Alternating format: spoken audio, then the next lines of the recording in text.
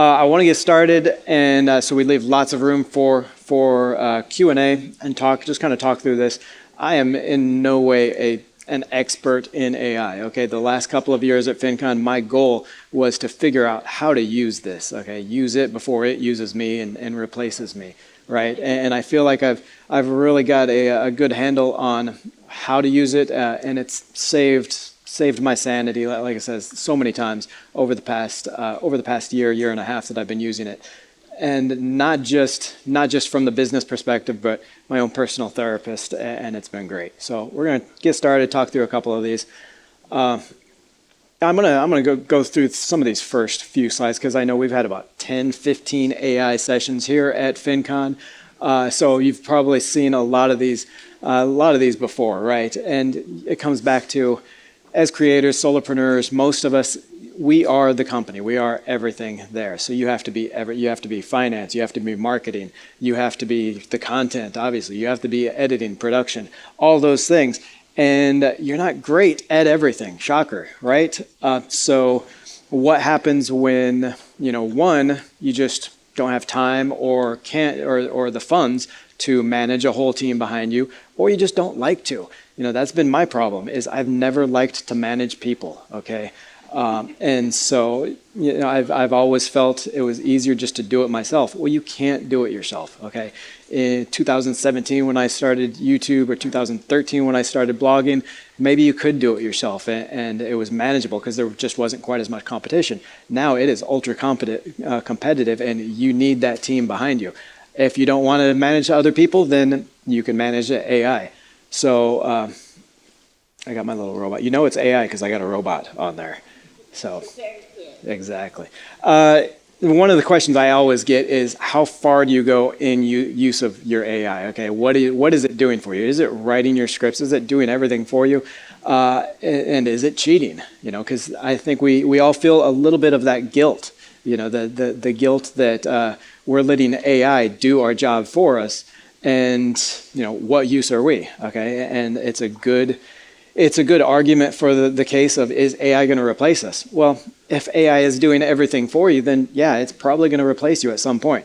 But what I like to say is use AI to be better, okay, not to do your work. And I'll show you some of my process, how I use it to be better and to work some of those roles rather than just do my job. And one is because, you still are better at your job. You still are the best at your job than any of these models. I'm going to say AI, and I'm going to use that with GPT interchangeably. I know, obviously, it's not correct. There's a lot of other great models out there, Claude, Grok, all of those. I use GPT. GPT sucks at images and videos. I could be using some of these others, but there's so much to do on GPT that I've focused on really becoming the expert there, using it to do my job better and not worrying too much about trying to be an expert or trying to be all things on all models. So I'm going to talk about GPT. This information is going to be able to be usable on the other models as well. But what I like to say is, use AI to be better, not to do your work, okay? Because you're still going to do it better ultimately. But also, who uses Google Maps? For most people, right? Of the ones that use Google Maps, how many of you use a regular map anymore? Nobody uses a regular map, right? Hell, I've been to the airport 10, 15 times there in Tampa, and sometimes I'll still turn on Google Maps to make sure I don't miss a turn, right? This is a lot like this. If you rely on GPT to do everything for you, you're going to forget. You're going to forget how to do some of your stuff. And there's already been studies about deterioration in creativity and other skills from people that rely exclusively on AI and on a lot of these models. So use it to be better. Look at some of these prompts. Use some of these ideas to augment your work, but not to do your work. Okay. Back to the idea that you can't be everybody all at once, or you can try to be everybody, but you're not going to be the expert. You're not going to be the best that you can be trying to do all these roles. So you want to think of AI or GPT in these roles that you want to be better at. Some of the best ones: process improvement, storytelling, project manager, psychologist, probably, and talking to everybody here at FinCon about how they're using AI, and it always comes down to therapist as well, because it is so awesome. Really, folks, if you've got an issue, if you're not feeling quite right or something, ask GPT why you're feeling that way, and you will be blown away at what it recommends. I know real therapists and real psychologists will tell you don't rely on it and don't use it because it's their job too. But it's some good stuff. I've used it so much to clear up lots of issues that I'm almost not mad that AI is gonna be replacing me pretty soon, probably. It's helped me out. Where to start? Okay, so again, you've probably heard a lot of this from a lot of other people. So first off, training your AI, the GPT, whatever you're using. A lot of this stuff, if you're scripting out your videos, you dump those in. If you've got blog posts, you can dump those in. Basically, as much of yourself that you want AI to know about, you can put into AI. It's going to learn a lot about you. And we'll talk about the elements of a perfect prompt, right? A prompt is just telling AI what you want to do for that specific task or a role. And there are ways to craft that prompt to really get the right answer that you need. But the more information you put into GPT or AI, then the better it's going to be at giving you the answers you need without the perfect prompt. Okay, even if you leave some of these things out, your audience demographic. A lot of these, once you train it, once you've been working with whatever model you're using for 3 months, even 6 months, it is going to learn so much about you, your audience demographic, your style, all of that stuff that it's just going to default to that when it's answering questions. Okay, but it does help to get started with a prompt that has context. Okay, who is the AI? What is their role in their answer? Okay, are they answering as like a beginner investor? Are they answering from the perspective of an expert storyteller? Who do you want them to be when they're trying to think through what the perfect answer would be, what the goal is of your question? Okay, your audience, okay, demographics, age, interest, level of knowledge in this topic, and what they need, structure, how you want that information delivered. So all of this, and we'll go through some examples, is when you're telling AI, okay, I'm thinking I want to integrate a story from my past into this video. The video is about this. The audience is this. I want it in bullets or I want it in story beats. The tone, sarcastic, entertaining. Again, a lot of this, it's going to learn the style you usually use, and you won't really need to tell GPT the tone every single time you want to prompt. But starting off and to make sure you're getting exactly what you want, yeah, you go tone. Are you sarcastic, entertaining, casual? And then as well as specific details. If you're doing a description for YouTube, if you're doing an intro, if you're trying to figure out good intros to the video, maybe you only want a 30-second intro, so you want to stick to closer to maybe 100 words or something. So that's something you want to tell GPT in your prompts. Okay, so let's get to it. Let's get to some of the prompts I use. We're going to leave a lot of time for questions and kind of work through our own prompts and how we can use it. But for me, it was always 8 years now in YouTube. I know what I want in each video. I know the elements I want. I know I want humor in there. I know I want breaks, attention breaks, right? I know I want different something to bring the focus back to the video. I know I want obviously engagement prompts. I want questions. I want things like that. But you get it into your routine. I do at least 3 videos a week, sometimes 4. Each one's 15, 20 minutes long sometimes. And you're scripting up. I can script up in about a day, do my production notes. And I know the next day I need to come back to it and revise that script, look through and make sure it has these elements. But that next day, you're kind of tired. You just want to move on. You got to get to that next video. And so what I found is a lot of times before AI, before GPT is, I would have an actual Word document on my desktop that said script elements to include, and it sat there on my desktop. I never went back to it. Okay, I always overlooked it. So with GPT, what I do is I have these 6, 7 prompts on the bottom of my script template. Okay, so every script starts out with just the template. at the bottom are these prompts to remind me that after that script is drafted, so I do the research, I draft my script, I write out my production notes without the use of GPT. But then once that's done, I go to GPT, I put the script in, and I say, okay, do these in order. Suggest 10 sarcastic metaphors or jokes I can use. Now, as I'm scripting up that video, a lot of times, my own humor, weak as it may be sometimes, will come through, and I'll have my own jokes in there. So maybe I don't need more than a couple. Suggest parts of the script that might need explanation for new investors. I come from an equity analyst background. I worked venture capital and equity analysis for more than 10 years. I've been talking about stocks for 15, 20 years. So a lot of times the jargon comes through. I don't explain things quite as clearly as I need to when I'm trying to reach maybe a beginner audience. So it's a real problem. A lot of the prompts you'll use are going to be to address your own weaknesses. Again, you cannot be the expert at everything. So you have to understand, where are your weaknesses? What do you need more practice at? And get AI or GPT to help you with that. So for me, it's always, suggest 3 parts in the script that might need explanation for new investors. Suggest 3 parts where I can personalize the story.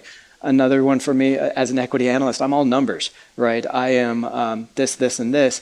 I've had trouble building stories into the scripts and personalizing it, either personalized to me or personalized something and people can relate to. So 3 parts there. Suggest 3 prompts for audience engagement. And through all of these, you're not using all 10 jokes. Some of them are crap, okay? It was weird. Over the last 3 months, I think GPT has gotten worse at jokes. It used to be awesome. It used to be very good. Over the last 3 months, I think they changed something and the jokes aren't quite as good. So, but maybe I'll find one that's a really good metaphor or something that I can use. I can pop in there. The 3 parts, maybe there's only one in there that I want to use, or maybe it gives me an idea.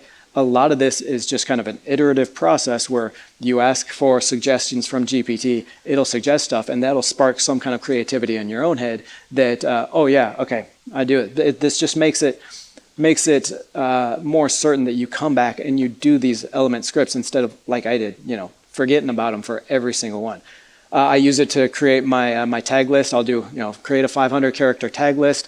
Usually 100 characters of that or 200 characters aren't that great, so I'll erase those and use the best 300. And then from that, I ask it to give me a 500-word description. And again, from that, I'll cull that down to maybe 300-word description.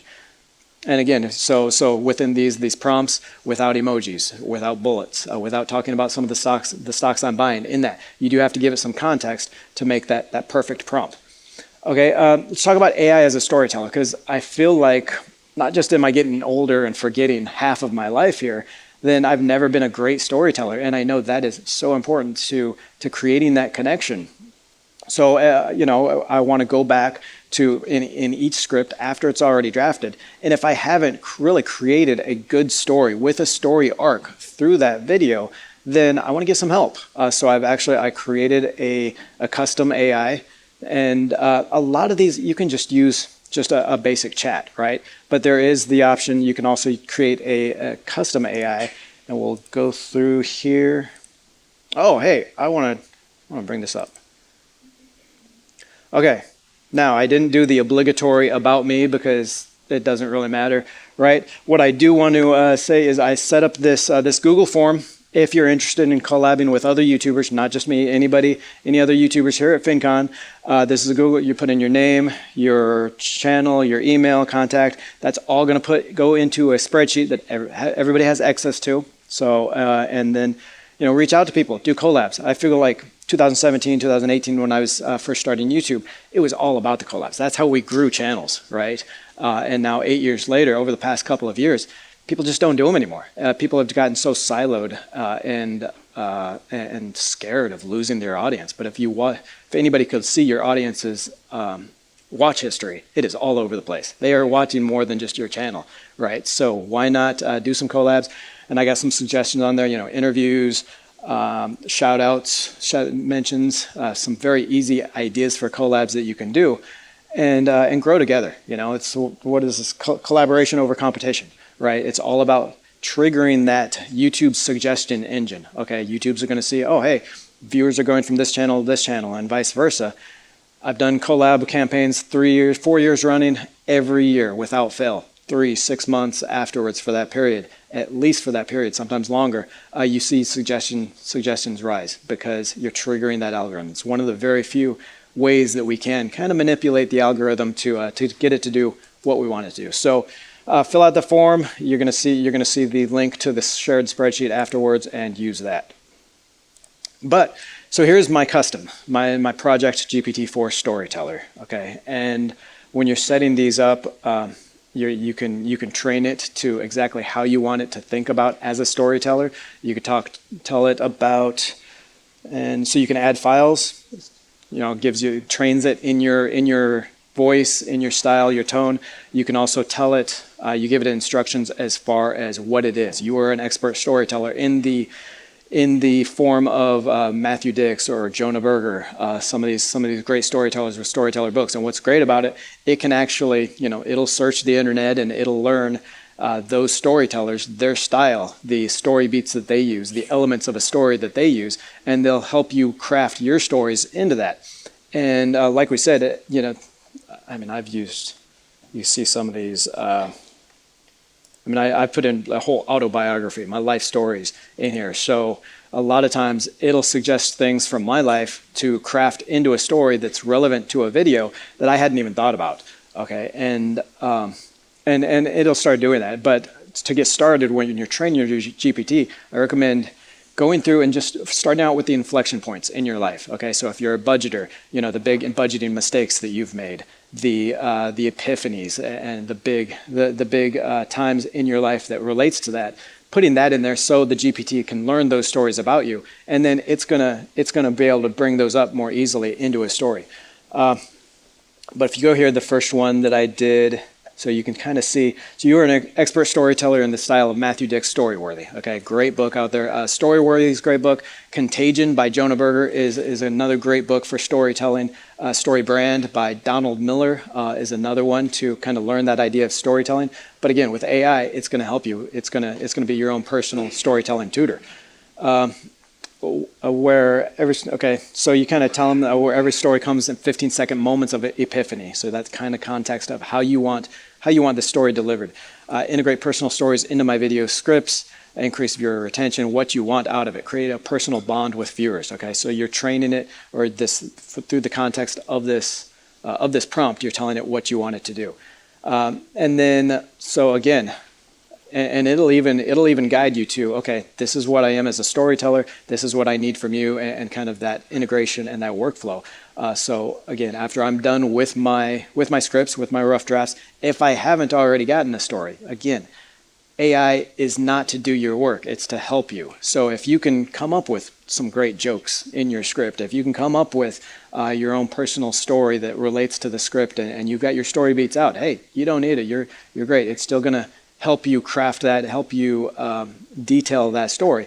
But if you were maybe had writer's block, you put the story in. It's going to suggest, for mine, it suggests 2 to 4 story options, right? 2 to 4 inflection points in my life, stories or ideas that are relevant to whatever I'm talking about, and I go through them. And again, it's usually you look through what AI is suggesting. You don't just let AI do it. You look through what it's suggesting, and it's going to give you ideas. It's going to give you usually what ends up happening is, of these 2 or 4 story ideas that it has, I'll say, well, I like elements of this one, and I think this other one is more relevant as well. So combine these 2 stories and give me the story beats for it. And it's going to give you, maybe 4 or 5 story beats, parts. So the hook, the beginning of the story, the struggle of the story. Okay, and so whoever you trained it as, Matthew Dix or Donald Miller or whatever, it's going to stay in kind of that character, and it's going to give you story beats across the script that you can kind of drip pieces of that story into that script. Keep that retention rate up, keep people interested, and then finally at the end, giving them that epiphany in the story. So it's a great way to do it. Let's go back to. Okay, so again, it's kind of like a choose your own adventure. It's going to help you out remembering some of the most relevant stories, the most relevant inflection points in your life, how they relate to this idea, this script that you're doing. And then you just kind of choose elements of each one, or just one in general, that you want it to help develop out more. AI as a project manager, when you don't have a team and you can't do everything yourself, it's going to help you do this. And I wanted to do a viral investment project idea. Right, so we'll go back here. Let me set my time, okay.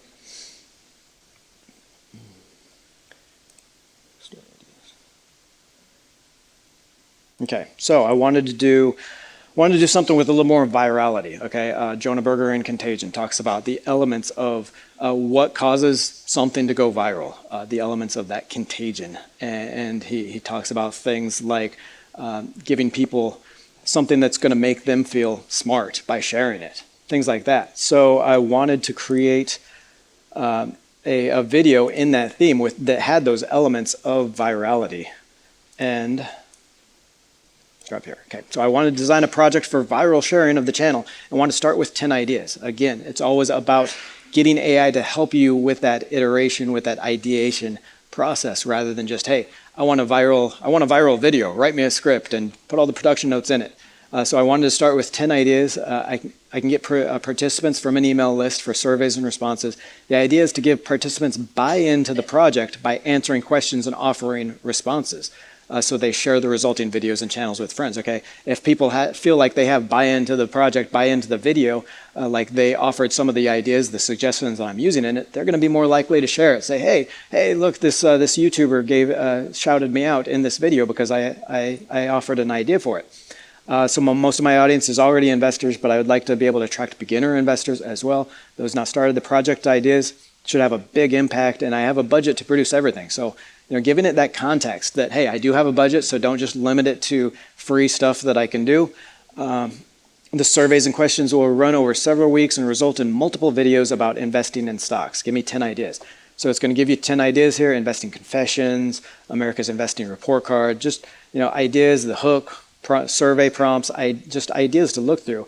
And I ended up going with, where was it? It's like the $100 challenge. What would you do with $100 to start investing today? And again, a lot of what you want to think about here is iterative process. Okay, so I started with the ideas.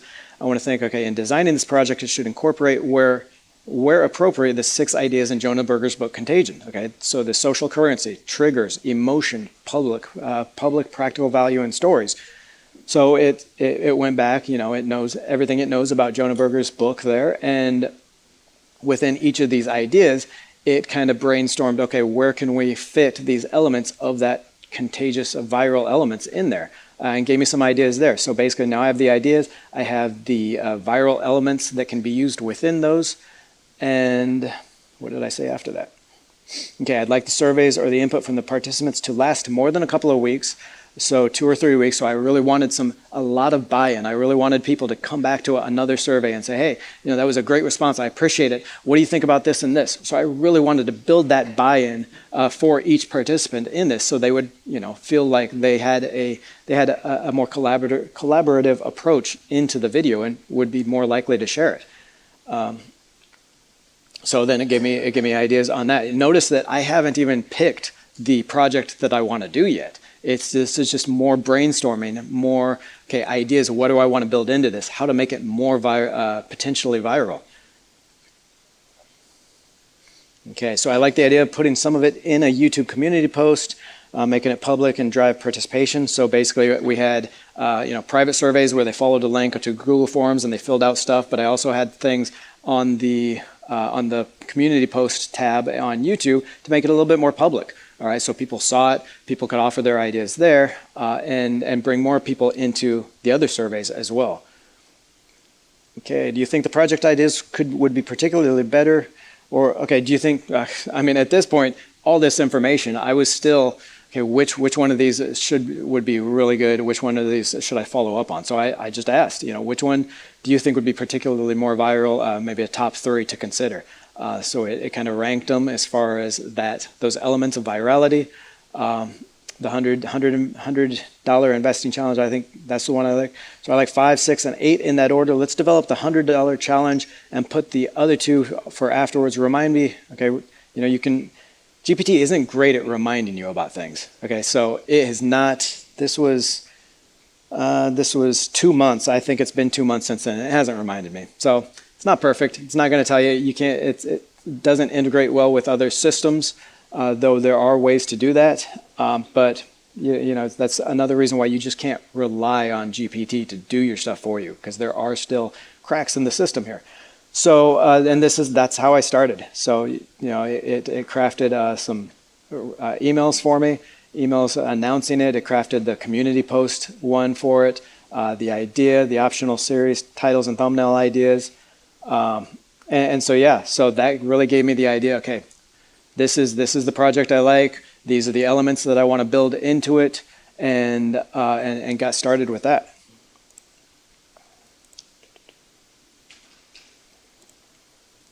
So yeah, project manager. I mean, that is one of those big projects that involves so many different things, so many different parts of one video or a series of video, even that AI can be such a great tool out of.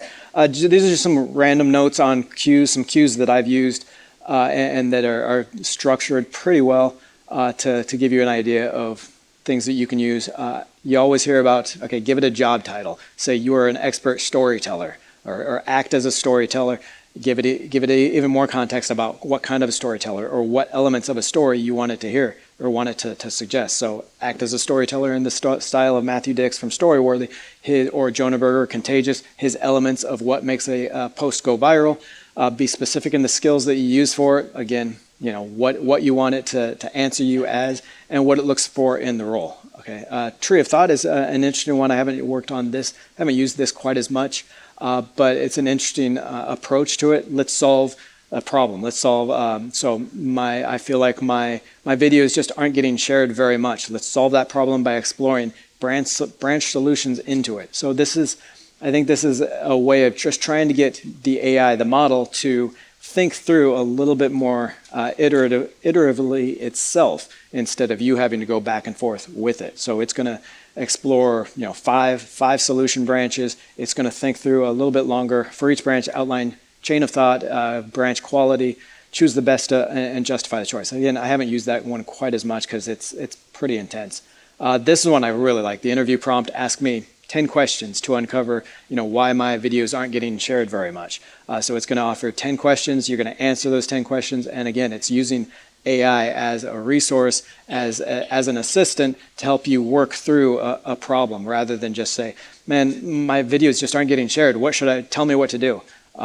It's going to give you a more detailed and more relevant to you and your situation approach to make do that. Okay, so what AI is not good at yet, and we'll get to questions. We have a pretty good time. Okay, AI still, and this is GPT. Some of the other models are much better at these things, and if you want to spend the time, you can use Claude for images. You can use GPT for storyteller. I found that GPT just does not, it gets confused analyzing visual data. So first off, I'll take a screen print of my last 2 or 3 months of videos, the views on them, or the thumbnails, titles, and views on them. I'll ask, hey, analyze these. I offer some ideas for what elements of the thumbnails tend to work, what titles tend to work, what elements, what words within the titles tend to work, and get the most views. And a lot of times it just gets confused. You got to go back and you say, okay, wait, just a minute. It said this title was one of the highest view counts, and it's not. So you do have to check that, because with the visual data, it gets confused sometimes. There is still a lag, so this is especially relevant for people using news-related ideas, numbers. I asked it something, I think it was when Trump was coming out with his Liberation Day tariffs, and I asked GPT who are the most likely to benefit or be punished by these tariffs. And it came, the answer was something like, if former President Trump gets reelected, and this was in May after he had already been reelected. So There is a lag on some of the time, and it doesn't do a good job at timing sometimes. Real-time market data is very hard. Brian Ferraldi, I think Brian Ferraldi did a session the other day. Everybody says it's really good, so check that out. But I guess he's been working with AI quite a bit, and he's got a prompt that he uses to get more relevant real-time financial data. So you might want to check that out, because a lot of times it's lagging pretty badly. I think if you make it more specific, so you tell it which site to use for the financial data that you want to download or to bring up, then it'll use that site, and it'll find the most recent stuff, so maybe a little bit better. And then just hallucinations. It does make stuff up. So you still have, and one of the reasons why you still have to be an expert in what you do, in the content, in that value creation, because otherwise, if you let AI do everything for you, you're gonna forget some of that stuff, and you're not gonna be able to fact check a lot of this hallucinations that it is. And then, AI will make you dumber if you rely on it. Okay, we will all be the guy in the chair in Wall-E, and we'll be happy, but we won't be able to do anything but the big slurp and the big gulp and do that. So, again, use it to be better. Don't just use it to be everything. Now I want to open it up to questions. We could talk about a prompt, kind of brainstorm prompts. We can look through. We can use my GPT, and of course, then my GPT will think that I want to do all this stuff. I have a question about your GPT. So sure. When I made my own GPTs, I go to on the side where it says GPTs, and then I've made my own where just a little right there. Yep. And then uploaded things, named it, and done all that. But this is interesting. I've never used it for the project thing. Why is this? So the project okay. one that you're using. Why is it on 4? Well, that sucks. Maybe my because I've got the $20 plan. It should be 5, but maybe it was because I was on Storyteller first. I'm sorry. What was? Okay, so when I build my GPTs, I go into GPT. Yeah, you create the projects. You can download other people's, or you can build your own. Mm-hmm. And so, but you're doing it through the project builder. I'm just wondering what the difference is, and have you played around with the other ones? Sure, I have. I mean, some of these, so the story one, the AdWords Specialist, those are GPTs created by other people. And the AdWords Specialist was really good. It was extremely detailed. And so these are, I think these are basically the same thing as creating your own project, but they're actual projects created by other people and shared. Okay, and correct me if I'm wrong.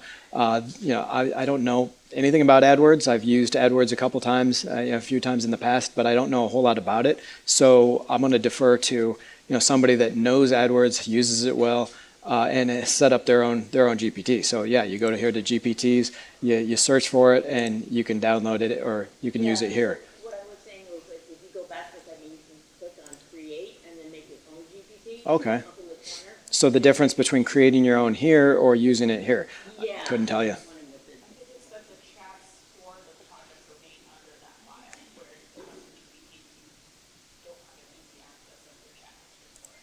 Okay. Oh, there's 5 now. Yeah.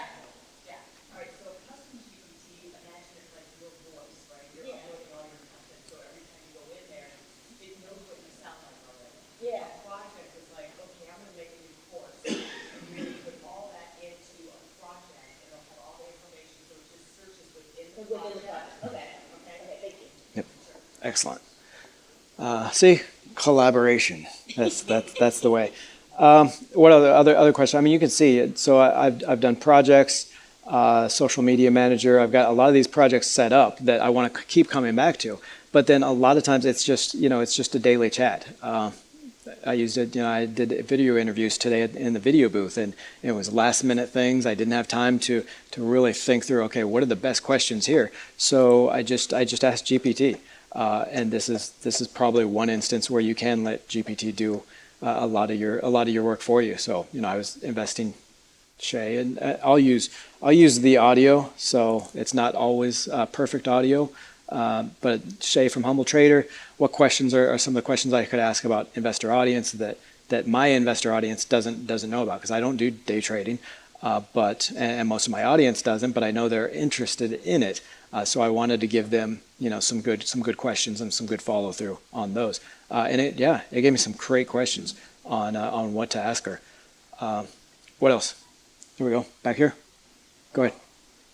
On that AI as process improvement side, where you've got like the 8 or 10 bullet points, are you entering those in all at once, or are you like doing one at a time, like managing that process? All at once. Yeah, I've got it copied. I've got this copied on the bottom of every script template. I'll usually do, instead of bullets, I'll do numbers, so a numbered list, so that it'll, first it's like, okay, let's get started, and it'll do the 10 sarcastic metaphors or jokes. 2, these 3 sections of the script might need a little bit more explanation. And so yeah, I'll just dump it in like that. You can do it individually. I find I like to do it like this just because it's things that I always ask, and so it's kind of learned that I like it in that format, all at once and together. What else? Right here. Yeah, if you've integrated agent mode with the new GPT-5 across your workflow. Nope. What's that? You go down to plus. So he's asking for agent mode. Go down to plus. Okay. Oh. Okay. Plus in the chat. Plus in the chat. Where it says ask anything, Ask anything. Okay. Wait. Okay. Oh, here we go. Plus agent mode. So what's that doing? So it'll act as an AI agent, and it'll go across, so if you want to like search or do sort of research or anything like that. So I didn't know if you were like how you're integrating your workflow, not giving you any like looking at it, you have to go filming things. Okay. So yeah, I mean, I don't know. I haven't looked at it obviously, but a lot of the agent AI, I think is still very much beta stage. I'd like to keep it. I mean, just personally, I like to keep it very much more in my control. But yeah, I mean, it's getting better every day, and if you can have it do more things and search more things, I think probably for research for scripts, this would be great. Researching that and kind of double checking some of my research. So great, something to play around with. There was one right here. I'm sure I could look this up, but we're down in information rabbit hole, so you guys know what would be great. With those projects, I have about a million different chats that are already like in the line. Is there a way to feed like the chats that you already have into the project without Yeah, you can just so the 3 little dots, right? Move to a project, or new project. So yeah, if you've got one chat that you really want to develop it, or that I guess that was Storyteller, but it's same down here, I'm sure. There we go. Add your project. Anybody know? Do you have to be a paid plan to be able to move stuff? I think you do for projects, don't you? To create projects, yeah. It's $20 a month, and again, just as my own personal therapist, it is worth way more than $20. I mean, this thing is lots of issues. So, I mean, maybe normal people don't have as many issues to rationalize that $20, but yeah. Right here. It's a question about the sort of chat. Does that also search within the projects? If you're only in the project, you can only search that project, but you can still use the massive sort of chats and it will open different. Honestly, I don't. I'll let someone else answer. But memory, another really big thing that AI is just not good at. It's weird because it will remember your demographics, your style. It will remember a lot of things, the life experiences, be able to help you craft those stories. But when you're searching for a specific chat or something, it just hasn't done well for me. Anybody use this search chats function, and does it go through your projects and stuff? Okay, so yeah, and it'll search through. She says it'll search through your folders. Again, I think a lot of times if you use more context, so search through my projects as well as my chats, or search through just the chats over the last year, things like that. Will give it a little bit more help. What else? Right here. You mentioned using it as an operations officer as well. I'm curious as to use case examples. I think that was more. Did I say operations officer? I probably did.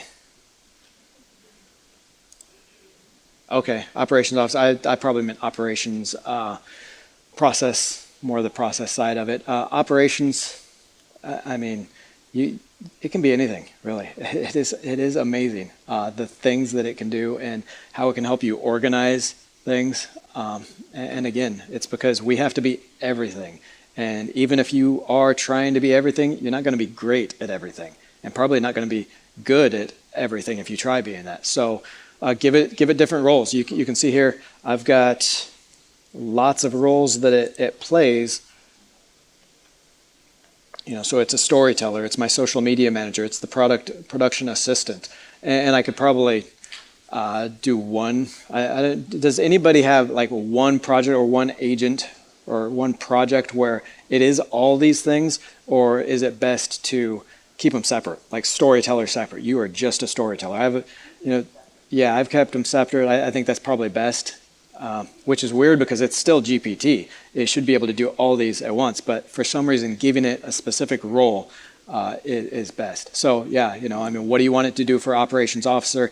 Give it that role and train it to how you want it to behave. Right. So for the operations, something that I do is I have in a Word document, I have SOPs. Cool. So like I have a project that's just my podcast, and in there I have where I'll upload the transcript from my podcast, and then I'll upload an SOP, which it remembers, but sometimes I have to re-upload it because it forgets stuff. Sure. And it just says, like, create my description for what I'm putting on the podcast, create my description for YouTube, tell me what choices for thumbnail titles. So I have everything that I wanted to do that I would want to do or that I would be teaching an operations person to do. And so it has my format, it has exactly what I want, and it just spits it all out. Mm-hmm. Yeah, there's a lot of like that process, and my process is very much the same every single week. So it's great to have those reminders. Yeah. Really quick with that, how do you know that it doesn't remember your SOP? Say, or is it you read through it and it's wonky, it doesn't? Yeah, something will show up wonky, it'll forget something, or it'll take something out of because I want everything to be the same format each time. And then I'll just re-upload it. And then I'll also notice like where it's misunderstanding what I'm saying. And so I'll add a clarification of it. Okay, I have updated this SOP to clarify this section. Yeah. So I do update it regularly. AI is your assistant, not your boss, because you need to keep control because you do need to. I was just going to mention that you're talking about keeping projects separate. Mhm. And each project, you can actually, in the instructions, have a different instructions on how you want responses to Yeah. how you want it. So in those instructions, you could have it, you want it delivered this way, or you want your responses in Spanish, or you want whatever, for that particular project. Yep. Huh, didn't do it. Usually it has those two boxes down here. This must be a new thing. Yeah, usually it has the two boxes where one add files, so you train it, and then the other one instructions. Yeah. I don't know. I have a question about the humor thing, because Sure. I've found that it's not very good at writing jokes, and I've like given it references to different comedians and all that kind of stuff. But do you have anything that works for you? Okay. Oh, her question: Do I have references or prompts that I use for the jokes?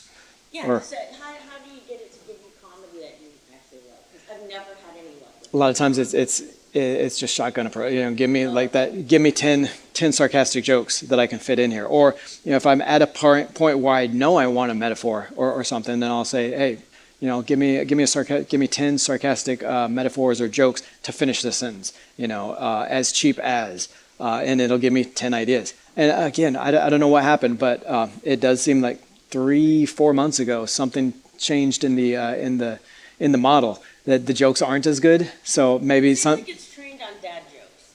Is it? Okay. Yeah, Well, it seems very much like I'm a dad. That's my audience. So yeah. So I'm like, oh, hey, this is perfect. But yeah, a lot of times, and especially recently, like I said, it is a matter of give me 10 ideas. It gives you 10 ideas, and if you don't like any of those, maybe give you another 10. Or maybe you're like, oh, I want something a little bit edgier, so give me 10 more. And eventually, you work through that, and you either spark your own creativity, where you just do something, you think of something else, your own, or you use one of theirs, or an iteration of one of theirs. So it's very much an iterative process. right here. I think what may have changed is a little more recent, the release of ChatGPT 5. But it was before that, I think. I mean, 5 has definitely changed too. Yeah. They are transparent about the fact that they tweak stuff behind the scenes and not telling us. Yeah. There is that. I think 5, when I first, go. Sorry, the other thing is when you're using 5, it's using different models behind the scenes. So unless you, Yeah. if you have the pro version, you can go down to the bottom. You still have some control over which ones you use. Uh-huh. If you leave it on that by default, it's going to use different models behind the scenes. Yeah, and I think that's an important point. He's talking about it changed when it came out with 5. I did notice a little bit of change, but you can still kind of try it out, see which model you like best. Maybe go back to the 4, and that's a better model for what you're using. 5, when I first started using 5, it was giving me, because I know Altman was talking about now it can be a master's level expertise, whereas 4 was like high school or community college level expertise and everything. And now it was all of a sudden PhD level. I didn't want that. When I first started using 5, it was giving me some heavy answers. And I mean, heavy in the jokes. I mean, the jokes were like quantum physics. So I was like, no, I mean, let's keep it real here, real world, and so everybody can understand. So there's a sense that sometimes you have to go back in and retrain it when they change the models, things like that. But again, you can try out with the different models, and they've got a reasoning model that does a little bit more reasoning that I've heard is really good when you need that kind of a process. Do you use AI staffing, like Gemini or Fact Checker, I should probably, and I think there's an optimum process for everything, but again, we have to do everything, and it can be overload. I think the best thing sometimes is just to be, I don't want to say good enough because that sounds defeatist, but just, hey, I have said, okay, you know what, I'm not going to worry about finding the best models at every little part of the process. I like GPT. I like what it does other than video and imaging. I know what it's capable of, and I'm going to be the expert in being able to use that. But you're right. I mean, it'd probably be worth it to spend a weekend to figure out, okay, this model is best for this. This is where I'm going to use it in my process, and do it that way. Jacob. Yeah, I want to take that to, you mentioned you don't have to write your entire script. I don't want to get dumb, I mean, and there's not just the guilt, I think that it would cause me, but I told you, issues, and it's just, if I had it doing all my job, it would be another issue. It would be like, what's my worth? Why I have to feel fulfilled at what I'm doing too. So it's not to say that GPT couldn't do everything for me, and probably pretty damn good, because in a pinch I have had it write my intros where it'll and usually iterative. I ask it for 3 versions of an intro, and then I'll figure out wording and different stuff like that. But it is actually writing the intro, and it's damn good. And different parts of the script sometimes I'll ask it to defer to it to ask it stuff. So it can do this stuff, but should it? So I don't know. I mean, it's almost like the insert technological metaphor here. Every time there's a technological change, you could use a word processor, you could use a typewriter. I'm sure there were people that, oh man, typewriter just feels more natural to me. I like it better. Use the word processor, but that's bad. I don't know where I was going with that.